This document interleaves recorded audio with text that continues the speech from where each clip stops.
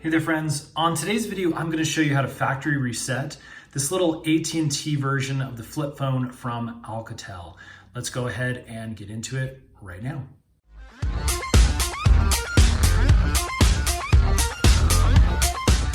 Okay, so this flip phone has multiple functions, and if you've stored any contacts or your applications, maybe you just want to give it a nice good reboot before selling the thing or giving it away, it's really good to do a factory reset to wipe all of your personal data off of this little phone.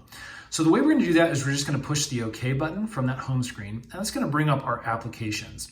So then I'm going to use this little OK button on the edges, and I'm just going to click the bottom, and we're going to navigate down here to our little gear icon, and that is going to be your settings, and I'm just going to click OK. Okay, once we are in settings, we have a number of different options. So the menu is on this little bar up here, and then obviously you have sub-menus within those menus that are down here.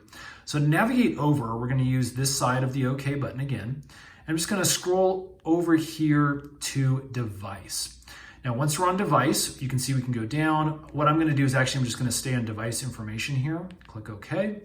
And then it's going to show us the device information, the model number, all that kind of stuff. If we continue to scroll down, we actually will get to a reset area. And as you can see, we have a couple of different options. We can reset the network settings, or we can come up here and we can do a factory reset. I'm going to go ahead and click OK on the factory reset. It's going to give us a warning here saying, hey, this is going to erase all your data. The phone will be restored to its factory condition. None of the settings or data will be saved. So again, if you're okay with that, what we can do is we can come over here now, and these buttons, these two buttons here are going to be associated with these two menu options. And we're going to hit this one, and that is going to go ahead and move our phone into that factory reset option.